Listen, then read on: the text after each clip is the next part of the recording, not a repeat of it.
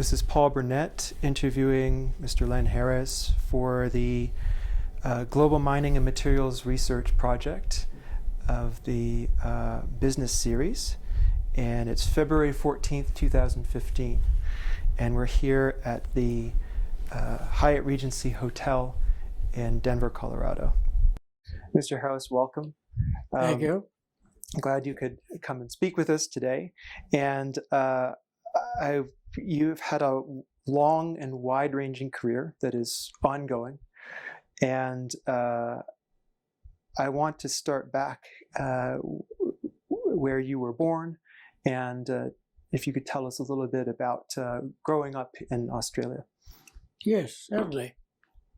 Well, I come from a mining background. Both of my grandparents were miners, immigrants to Australia. One was from Ireland on my father's side, and on my mother's side from Cornwall in England, you know what Cornwall is. Yeah. And they immigrated to Australia about the same time in the late 1880s. My grandfather come from a place called Allihies in West Cork in Ireland, where in the early 1800s it was the biggest producer of copper in the world. Those mines shut down in the 1880s, and most of the miners went to Butte, Montana. Really? Others went to other places, but Butte has a great tie back to this place. I've been there. Huh. In fact, we just had last September an Irish gathering where people came from all over the world to that little town. And but my grandfather went to Australia to work in the mines of a place called Charters Towers in the North Queensland. He went with his whole family. They had a big bunch of children. And my father was actually born in that town, Charters Towers. On my mother's side, the Cornishmen, they had been in Australia before. My great-grandfather went to a gold rush in Australia, and with two sons from Cornwall. They made some money from the gold rush. They made enough money to go back to Cornwall and bring out the rest of the family from northern Cornwall. But while he was there, he got killed on the farm. They had a farm there. So my grandfather went back to Australia with one of his brothers. And he didn't really do a lot of mining. It was more his father and his brothers that were in the mining.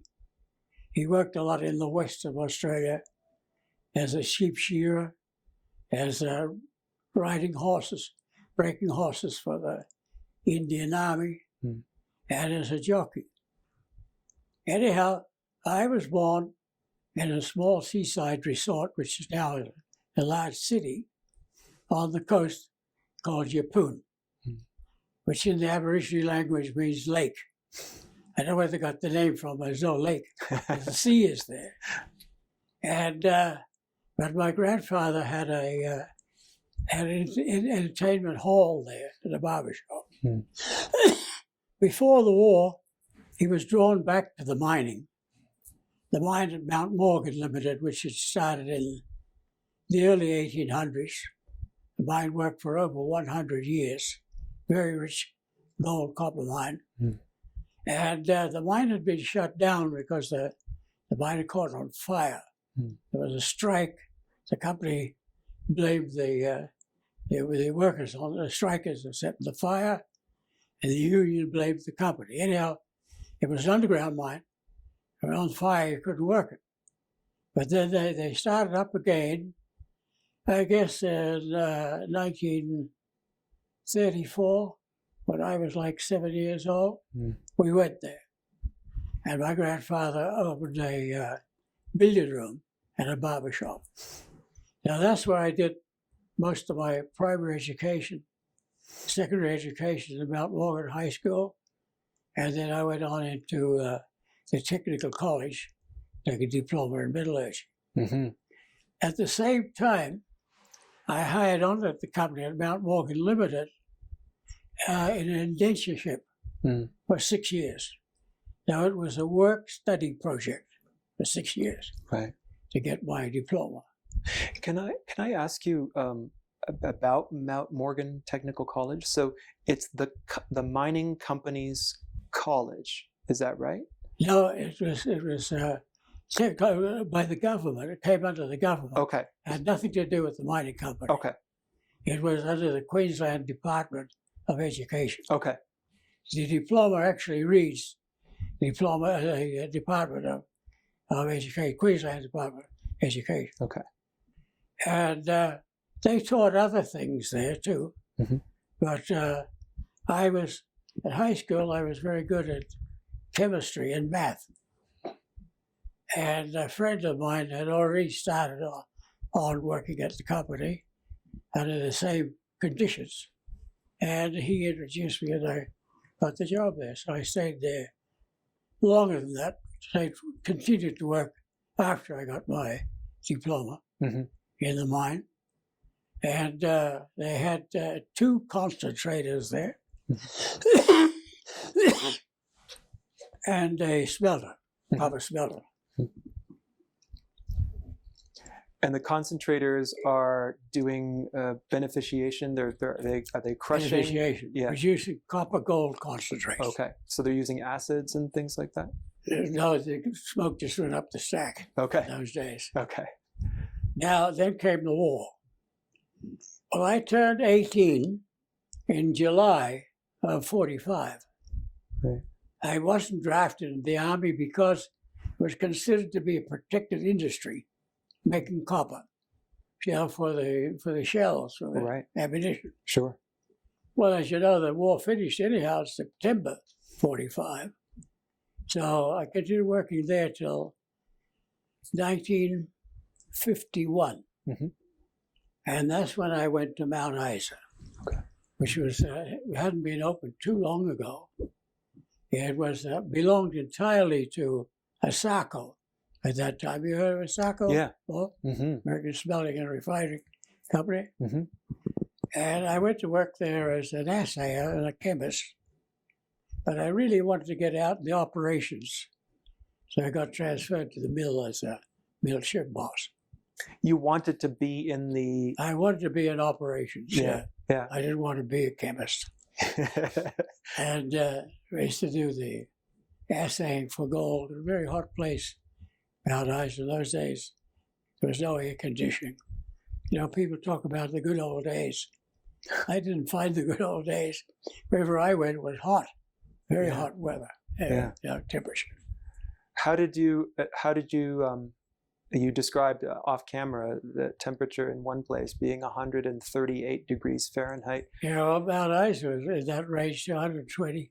How do you survive on a daily basis in that? No air conditioning. I stayed in the staff employees' house, company housing, you know, and they had their own canteen, their little food, lunch, breakfast, lunch, and dinner.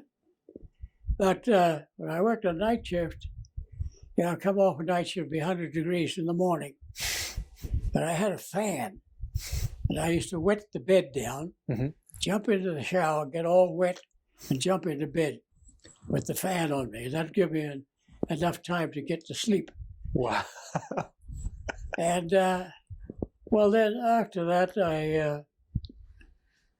I was there for 2 years at Mount Isa. Yeah. And I got a letter from the Australian Economic Energy Commission offering me a job as metallurgical engineer in this place called Radium Hill. Right. It was owned jointly by the Australian Energy Commission and the U.S. Energy Commission. It was in those days when everything was kept quiet about producing uranium. Right. And well, I worked this was another very hot place in the middle of the desert in South Australia. And the guy who was the general manager there was leaving. So I left with him, and we drove to Melbourne, and I took a boat to Italy. It was in 1953, which was the year of the coronation of the Queen. Right. And it was very difficult to get any kind of transportation out of Australia. I first booked on an American ship, Matson Line, which bumped into the wharf in Sydney and sank. That was a time when there was a lot of immigration from Italy. Yeah. 60,000 Italians a month. Wow. Were immigrating to Australia. A lot of them had been there previously in prisoner of war. The north of Australia is a very hot country. A lot of sugarcane growing there, and papaya and pineapples, you know. And originally in the colonial days, before 1901, it was worked by the natives from the Melanesian Islands. Right. In 1901, Australia got their semi-independence from Britain. Right.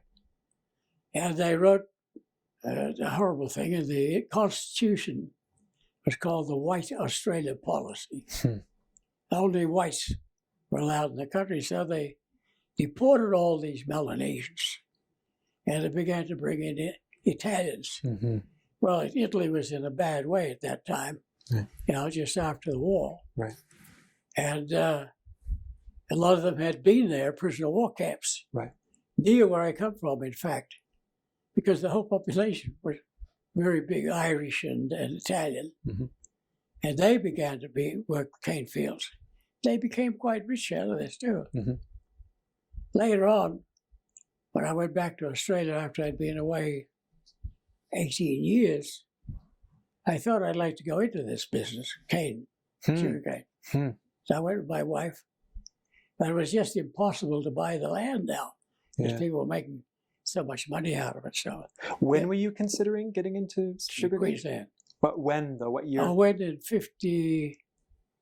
Well, when was I there? 53. I came back from in 53. When I was a metallurgical engineer, and from there I went on to Ghana. We're not touching Ghana yet, no? We haven't. No, not yet. And you mentioned you were married at that time? Yes, I got married in. I went to Peru in 1955.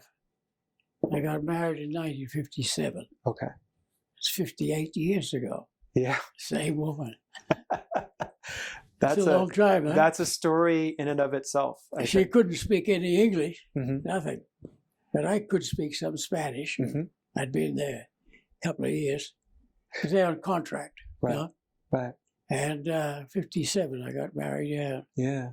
Well, let's come back to that. So, you mentioned that you were briefly at the Radium Hill project in Australia. You were a metallurgical engineer just during 1953, and you said that this was kind of hush hush. Was the knowledge of the project kept secret? Yes, it was. You very much. You were asked to. We were kept in a camp, surrounded by barbed wire. Right. And they had a Geiger, what do they call it? Geiger instruments, which would read the amount of uranium coming in the plant, going out in the concentrate. Yeah. And that was all locked up even from the shift bosses. Right. It was a very rare metal. Yes. Mineral. Yeah. Called davidite, which was uranium, titanium, iron oxide. Titanium iron oxide is a mineral called ilmenite. And this deposit, it was a mix of ilmenite and davidite. And it would react the same in the plant, in the heavy media plant and in the flotation plant, with or without uranium. So you think you're making a very nice concentrate, and the boss comes in the next day and reads the Geiger counter, and there's no uranium in it. So it was tricky for separation. Very purposes. tricky. Very, very tricky because you couldn't see. If we could see the Geiger counters, we would know. There was no uranium. So you were flying blind Flying blind. in your metallurgical work because of the secrecy. Yeah. Only the superintendent had access to that Geiger counter, which assayed for uranium. That must have made it a lot less efficient to. Oh yeah, very much. Because that's the government, of course. That's working for the government. Yeah, yeah. And we worked there only 5 days a week. They shut the plant down weekends, and so it wasn't all that far away from one of the big mining centers in Australia called Broken Hill. Yeah. So I used to go over there every third weekend. I had 4 days off. When I came off shift Friday morning, so Friday, Saturday, Sunday, and went back to work on Monday after the afternoon shift every 3 weeks. So that was a good break from there. Yeah, yeah. But it was there were 200 of us working there at that plant in the mine. All men, but just one woman, the nurse. But I had this chance to go to Ghana, an industry that I knew better than uranium, gold. Yeah. Although later on I was exposed to uranium here in the United States. How did you learn about the opportunity in Ghana? Through a friend of mine. Yeah. Who had working there at Takarawaso. And I said, here we are, shift boss. And this meeting I talked about with the general manager of Mount Isa.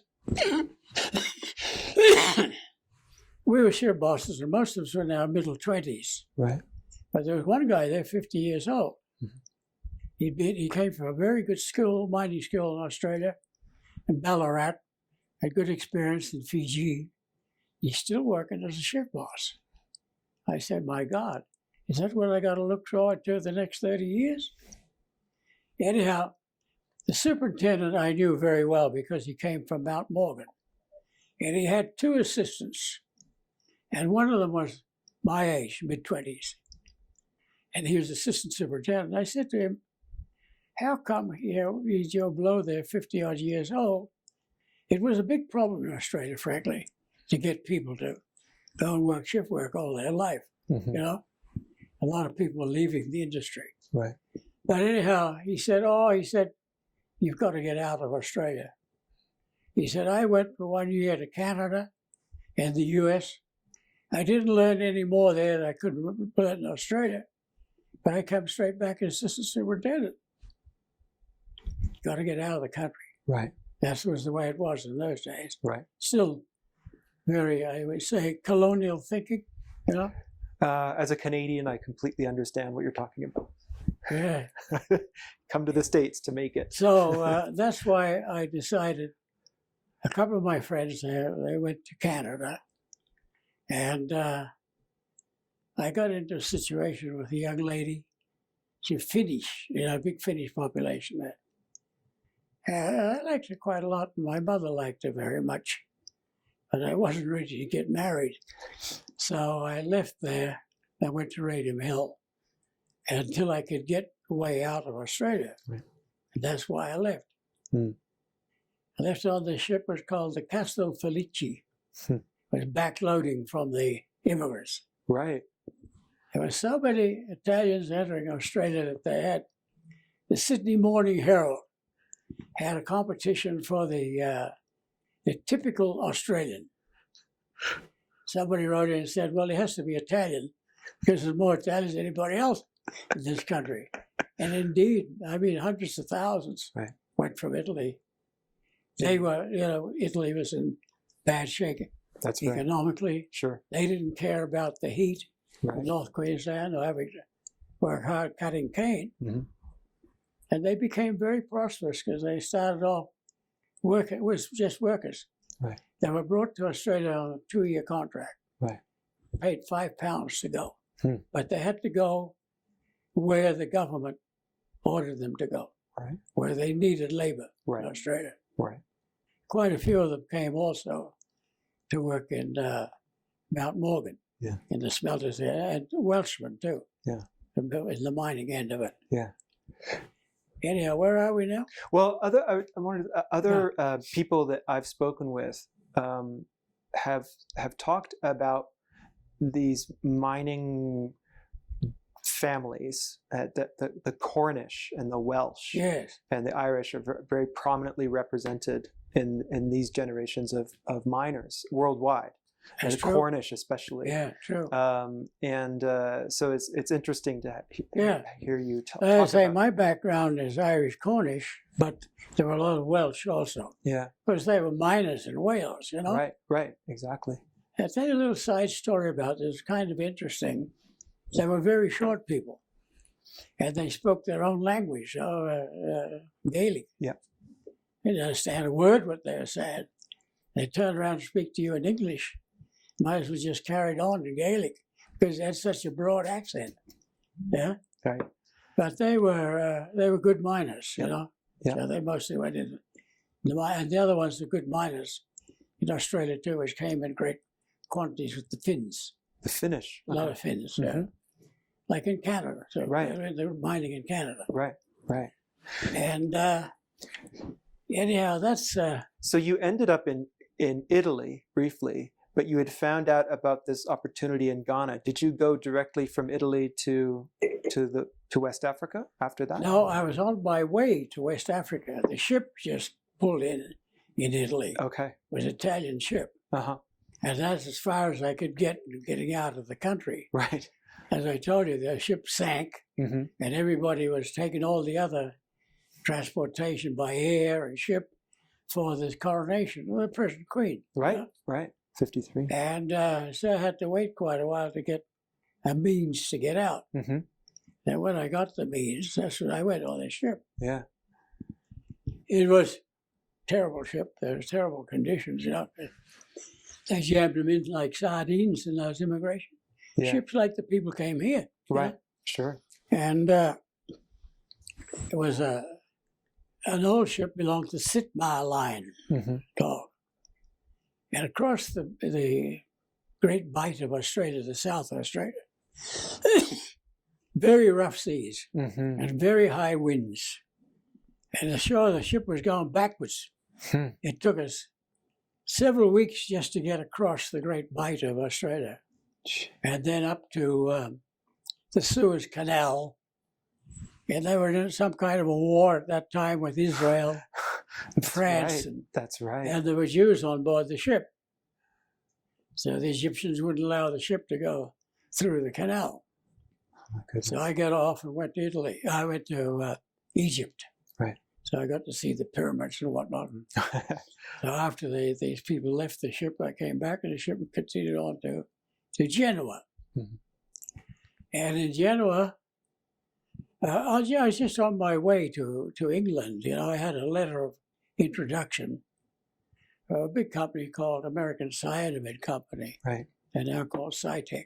Right. I had a letter from the president in Australia to the president in England, a letter of introduction. Anyhow, I sat down in a bar in Genoa and ordered a beer. And the guy started talking to me Italian. I said, "I'm sorry, I don't speak Italian." In those days, I had the raw Australian accent, of course. He said, "Are you from Australia?" I said, "Yeah."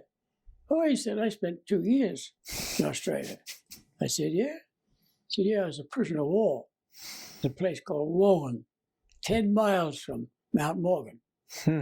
How about that? And they didn't consider the Italians as being bad people, Right. you know, because they'd been there for a long time. Yeah. So they worked on the farms there, and they were allowed to come into town at weekends and go to the bars, and you know, they had all the freedom except that they couldn't leave the place. Right. Right. They were very good immigrants. They still were good immigrants. Yeah. Italians. And So anyhow, I got on to London. The guy said to me, I presented my letter. "Oh," he said, "we've been waiting for you. Where you been?" I said, "Well, I stopped off in Italy a little bit." He said, "We got a job for you in the Congo."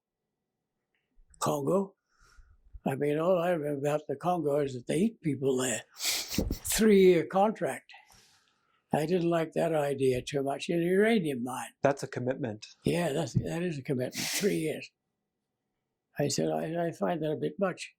He said, well, what about the Gold Coast? It was the Gold Coast in those days, before it was Ghana. Right.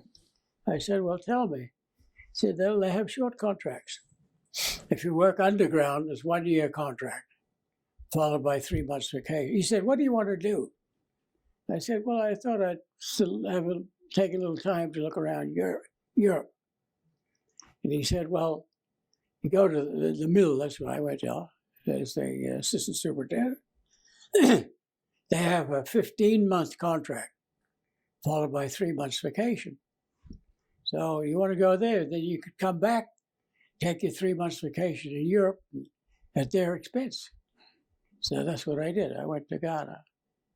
It was quite an experience. One of the things that cover in the paper, knowing the culture. Mm-hmm. I didn't know anything about the culture. Mm-hmm. And I must say most of us are pretty ignorant about culture. Right. Even within our own country, there's big, big differences from the north to southeast. Right. In Ghana was worse that they spoke 13 languages, official languages, including English, and including giving the news by drums. It was a hot, stinking place. Mm.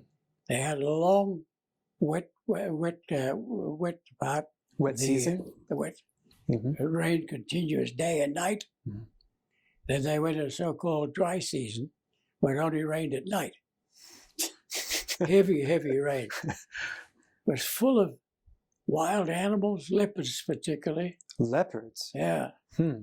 And so you get all these insects banging on your window, no air conditioning again. Mm-hmm. And then the rats would come after the insects, and the snakes would come after the rats, and then the final end of that chain is the leopard. And they had a cult, which they called the leopard men. Very dangerous people. They dress up in leopard skins and go around killing people, Hmm. And the British was British colony, at that time, and they arrested some of these people and hung them in the public square. Hmm. But that didn't convince anybody at that time. They were people, yeah, but other times they can turn into leopards. Right. So And some very intelligent, well-educated people in Ghana still believe that. Yeah. it's a powerful narrative. Yeah. So it was, I liked the job. It was a good job. It was a gold mine. And this is in Abaso. So is that in the Ashanti gold fields? Yeah, further south from Ashanti. Okay. And company was called Takwa Noboso. Yeah. And that mine shut down. That's where I moved, but that's another question. Okay. They opened up another mine Mm-hmm. near there called Takwa Mm-hmm. by Goldfields. Very rich mine. Still operating it Yeah. after I left. Yeah. But when I was there were 3 mines. The mill, because I worked in the mill, was on top of one of the mine shafts. The other 2 were further out. They brought the ore in by ropeway to this mill. At that time, it was only $35 gold, Right.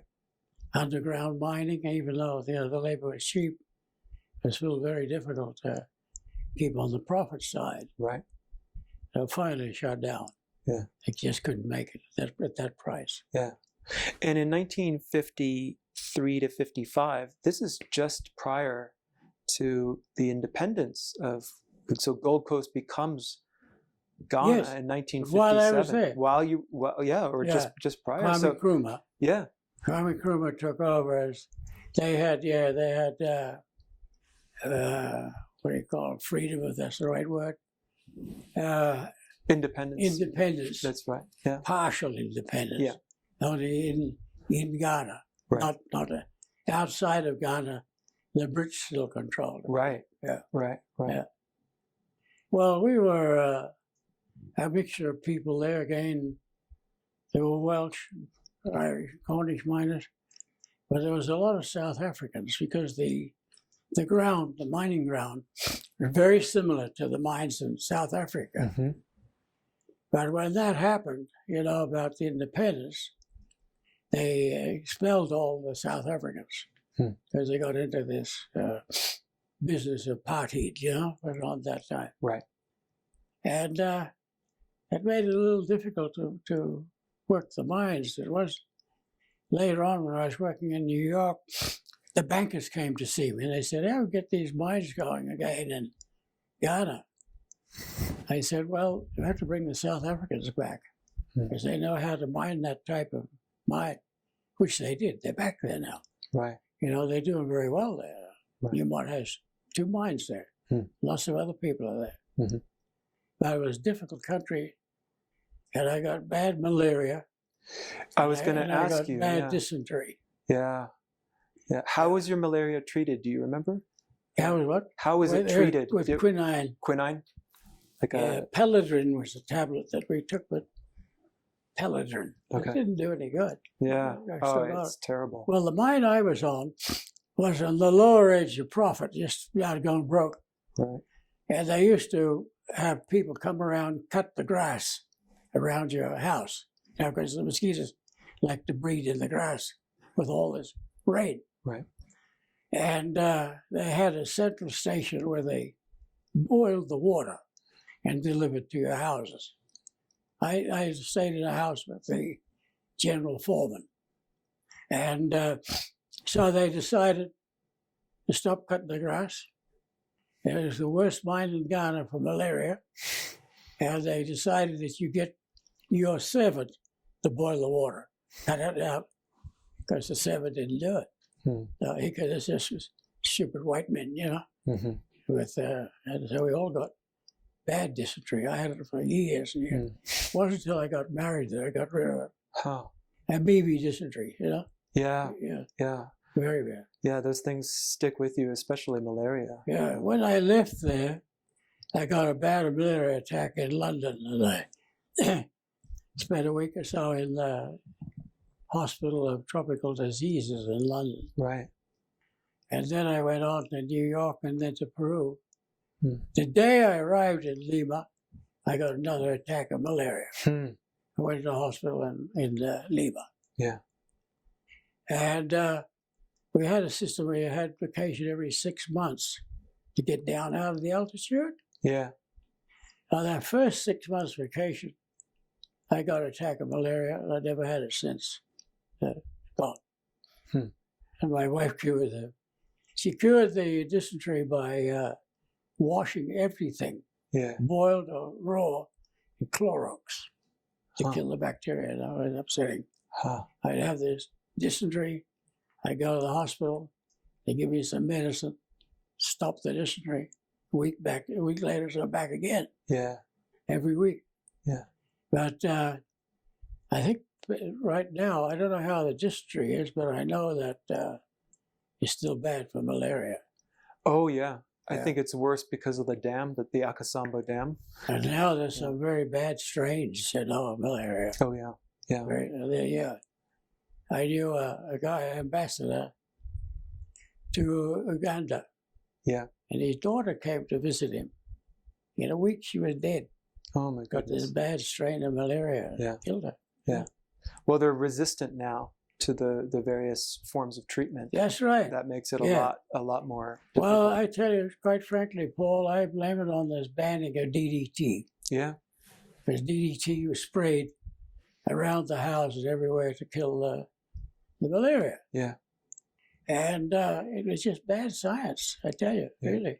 Yeah. There was a big article about it in the Globe and Mail that I had one time in Toronto that banning DDT has been responsible for the death of millions of people in West Africa, well, all over Africa. Yeah. But they're back now to spraying the inside of the houses and the mosquito nets with DDT. Yeah. It wasn't a very pleasant time, I tell you. Yeah. And a lot of killing between tribes. It's a typical case of not knowing the culture. Mm-hmm. Yeah. And of the mining company not knowing the culture or in terms of people, the people, the people, the tribal system. Yeah. You know, they were very, very divided. Mhm. I don't know whether they still are. But they certainly, one thing in those days, I was just thinking recently, we had both Muslims and Christians working in the plant. No problem. Yeah. No problem. We had to allow the Muslims time off to wash and pray. Mhm. But there was no killing. I didn't know what happened. Yeah. I don't know what happened because they lived peacefully and worked together there. Mhm. In Ghana, the Muslims came from the north and the Christians from the south. And there was no problem between them. Yeah. What caused all this problem now, Paul? It's Well, a I serious problem. things outside of Africa, I think there's a lot of stimulation of animosity from outside coming into West Africa. Yeah, Nigeria. They did it well into Nigeria. Mm-hmm. That's right. I don't know about Ghana. I haven't heard any problems in Ghana. Yeah. Still. Yeah. They seem to be going through a phase of prosperity now. Yeah. Yeah. And the gold. Yeah. And of course, they grow a lot of cocoa too. Cocoa. Yeah. And oil, and now they've found oil offshore. Yeah. And so it wasn't a great experience, but you got out of Australia, which was important for your I career. left because the mine was losing money. Yeah. Oh, you out of Ghana, you left Out of it Ghana. because it was. Were you talking about Ghana? I was just talking about the strategy of leaving Australia worked for you because it did work, because like this guy said, you have to leave Australia. Well, he came back as assistant superintendent. I came back as general manager. If I had left Australia, probably still be a ship boss. Yeah. Probably not now by now, but that's how the way it was. And so you also mentioned that he said you weren't necessarily doing different things in Canada or the United States, but because you had left, they regarded that you'd moved up somehow. In Ghana, you were a technical officer. Yeah, which was like assistant superintendent. Yeah. I charge all the technical things. Yeah. Metallurgical. But this is a management position. It's a management position. Yeah. And so that helped you in the next step to the next phase of your career. Yeah. And so how did you find out about the opportunity in Peru? A friend of mine. Yeah. And the mine was going dead. Mm-hmm. This guy, he also was an Australian. Mm-hmm. He said, you might think about going to South America. Yeah. He said, I was in Bolivia for a couple of years, Mm-hmm. contract there. But in Bolivia, in those days, this is in the 50s we're talking about, was a big mess too. Yeah. With the Bolivian strikers and the mines and terrible problems, Mm-hmm. So I said, okay. So I read in the magazine, they're looking for research metallurgists in Peru. Hmm. Cerro Pasco Corporation, which is an American company based in New York City, but operating in Peru and Chile. Hmm. So I applied for the job and I got it. Mm-hmm. And I had an interview with the director of the research department in London. He was also taking up his position at the same time. Mm-hmm. New director. He was English nationality, but born in Germany. His name was Jacobi. He was Jewish. Mm-hmm. I had to get out of the country. Right. And that he was a metallurgist like I was. And very soon I got promoted to senior metallurgist. And I spent several years there. And again, I wanted to get into operations. Yeah. So he said, well, I should go back to Mount Isa, how I got out of Mount Isa. In Mount Isa, the superintendent, the head of the lab, when I was working in the lab, the assayer, said, well, if you can find your replacement, we'll let you go into the plant. Mm-hmm. So of all people, the guy who lived next to me in Mount Morgan was interested. See, they were paying a bonus. They call a lead bonus, just based on the production of lead. Mm-hmm. It was a very good bonus. Mm. I remember now, something like 50% of your salary. Okay. And that's why a lot of people went there. Right. And I talked him into taking the job and allowed me to go out in the plant. Can you talk for a little bit about what's attractive to you about being in operations as opposed to being on the lab side or the Well, for one side? thing, Paul, money talks. Right. Okay. And they always paid higher in operations Mm-hmm. than in the satellite places like laboratories or Mm-hmm. that kind of thing. And I liked it. Yeah. I preferred to be in operation. I like you're producing something, Mm-hmm. you know, Mm-hmm. something tangible. Yeah. Producing a concentrate or metal. Mm-hmm. And that's why I really went into the operations in both places. Mm-hmm. And I imagine in operations, you have to learn more about the total operations of the mine. Oh, yes. In order to understand your piece of it, you have to Yeah. understand the flow of the processes. And Well, this Cerro de Pasco was a huge operation. Shut down right now. yeah, It's about to be sold off. There are 11 bidders now yeah, bidding on it. Yeah. But yes, and as I was a metallurgist, the lead smelter, the copper smelter. I finished up there as the director of metallurgy, mm-hmm. which was over all the metallurgy from the plants, the smelters, the refineries, in charge of everything. I had 30 metallurgists working for me, which is another thing I found out from the American Management Association. You can't have 30 people reporting to you. You just can't have that. Yeah. You should only have about 5 or 6 people reporting to you. Mm-hmm. So I promoted 6 of them Mm-hmm. to senior metallurgists, and then I had 6 people reporting to me. But I got American Management Association gave very good courses, Mm-hmm. and you could take them at the mine. Hmm. You didn't have to come to New York to do it. Hmm. I don't know how they are these days, whether they still give these courses or not. Right. Well, it's perhaps you could describe coming to Peru, and your first arrival at Cerro de Pasco, because it's a giant operation. Yeah, yeah. Well, going back to this culture thing, Mhm. in Ghana, before we left, you had an interview with a psychologist. Yeah. Hmm. What do you think about colored people, working with colored people? I don't have any problem. But some of the English did. Hmm. They arrived on site and they're on the next train out. They just couldn't manage that culture shock, Hmm. you know, which I found quite strange because we never had that in Australia, you know. Yeah. But, and the same thing happened in Cerro de Pasco. Hmm. Some people came there, they couldn't speak the language. They didn't like the conditions, high altitude. They take off right away. Right. So that's the guts of that paper, Mm-hmm. the importance of knowing culture. I gave that lecture, as a matter of fact, just in Peru last month in December. Mm-hmm.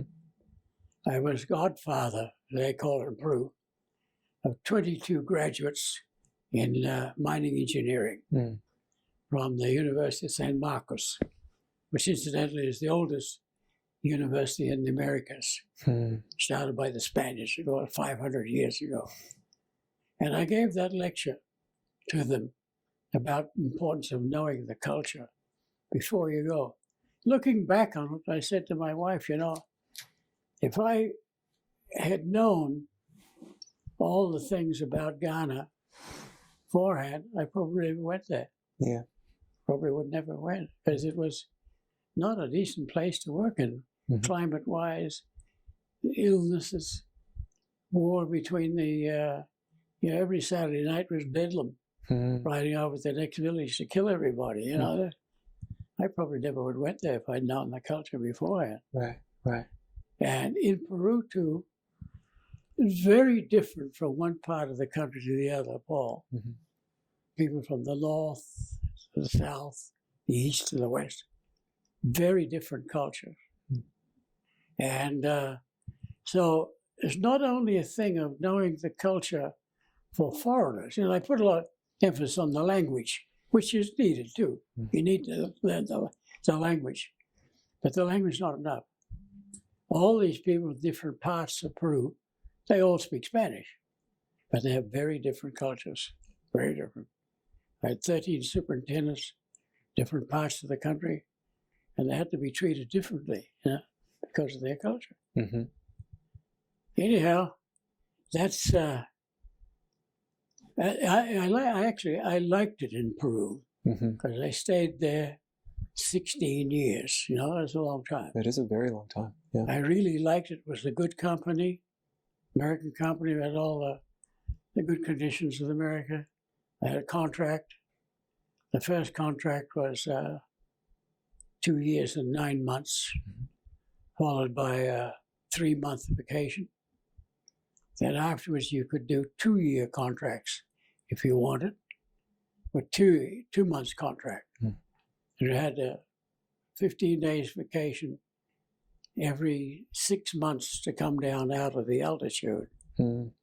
Where I worked with was not one of the highest places in Peru, but it was 13,000 feet. And that's fairly high. That is. Some people couldn't stand it, yeah, you know, because of the altitude. Yeah. But later, when I went to Yanacocha, that was over 4,000 meters. Yeah. So what are the effects of high altitude that people experience? Your heart speeds up. Yeah. Your heart is circulating the blood through your body. Yeah. The air contains 1/3 less oxygen. Mm-hmm. So to get the required oxygen into your lungs, you need to breathe harder. Yeah. And the heart beats harder. Yeah. Lots of people have heart attacks My from it. goodness. They call it mountain sickness. They get it here in Colorado too. Yeah. People get it here. Yeah. But absolutely the best treatment for it is to drink coca tea.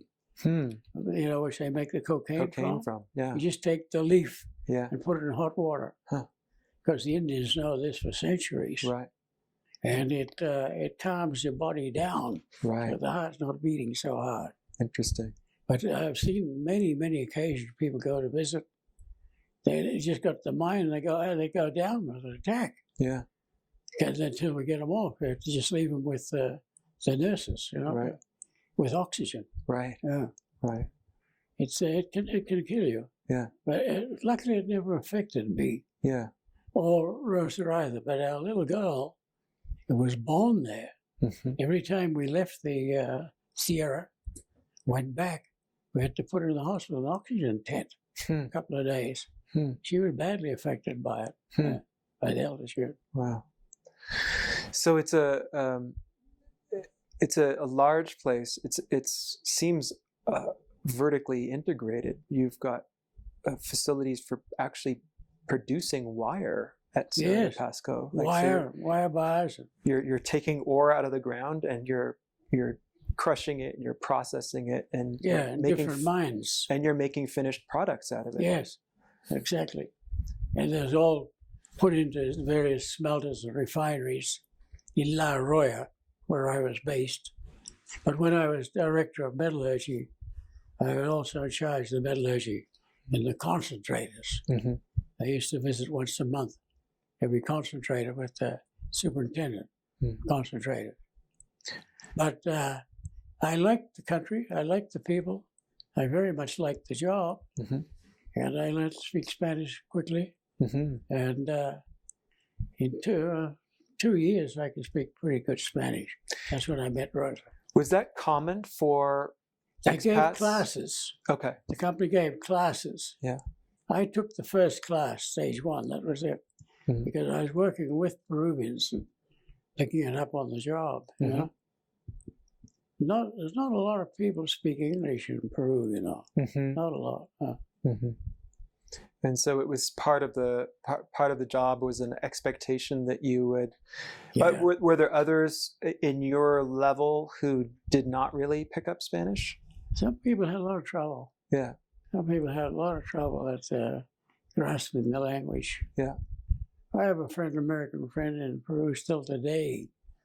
He speaks broken Spanish. You know, he's been there since, I don't know, 15 years. Yeah. Yeah. There's a wide range of aptitude. Some people can't adapt to it. Yeah. But you really have to if you're going to work there. Yeah. Well, speaking of your ideas about culture, knowing the culture, that's kind of an essential piece of it is to learn a language, to be able to communicate with people. Absolutely. Yeah, yeah. They put emphasis on learning the language. Mm-hmm. They did. Yeah. Another thing that Cerro de Pasco did, Paul, was a very good thing.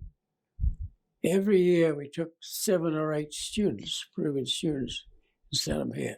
Yeah.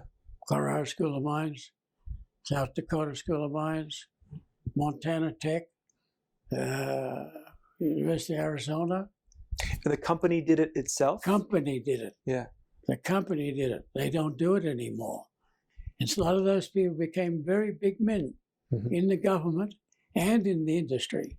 Yeah. In fact, the chairman of Newmont was one of these scholarship guys. My son was a Newmont scholar also.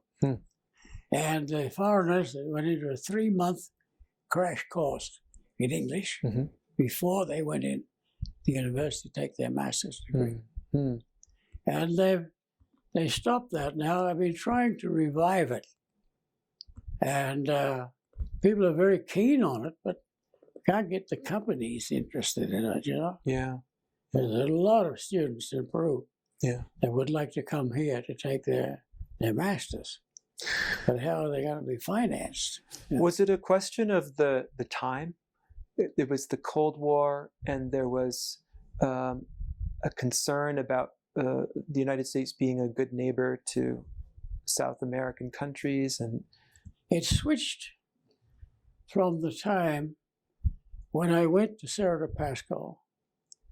The staff, I know there was something like 20 million people, I think, 20,000 working for the company. All the staff were foreigners except one. When I left, there were about 10 foreigners left. So the idea was to Peruvianize, which makes a lot of sense. Oh, yeah. Makes a lot of sense. Because to bring foreigners to begin with is very expensive. Yeah. You know, they come on contract, they get conditions that are better than the Peruvians, which creates ill feelings too. Yeah. And so that's why I started Yanacocha with all Peruvians. Yeah. I was the only foreigner, the general manager. That's an amazing transition right there. When we were talking about going to Peru, Newmont said, well, how are we going to handle this? How are we going to handle the staffing, and how are we going to handle safety, security? Yeah. Because terrorism was in force in 1992 when we started. We started working on the project in 1980. Yeah. I left Peru in 1971, but I started going back again from New York, where I came to work for Cerro de Pasco in New York, to Peru every 3 months. But the president of the company was a guy called Peter Phillip. He was South African. And I said to him, you know, I can do this job, and I don't need any foreigners. He said, okay, go ahead, try it. He came down to meet with the Minister of Mines a year later. And I knew the Minister of Mines. We'd worked together in Cerro de Pasco. And he couldn't speak English, so I had to take him in for. And the idea of the meeting is, what are you going to do about terrorism? You know? The Minister of Mines actually had a good answer. So we're going to cut the head off of the snake. And that's exactly what they did. They captured the top man in the Shining Path. Right. and it died. Guzman. The snake kept moving for a while, but it died. Isn't that, yeah. Coming out of his office, he said to me, you know, Len, when you said you could do this job with all provens, there was a lot of resistance. We repeated it, there was a lot of resistance. You know what he said? Congratulations. I'm very proud of that, Paul, to tell you the truth. Yeah. And I was able to put that mine into production during the time of terrorism with all provens. You know? I'm very proud of that. Well, let's take a break and we'll talk about that in great detail. Yeah, okay. Because that's an important story.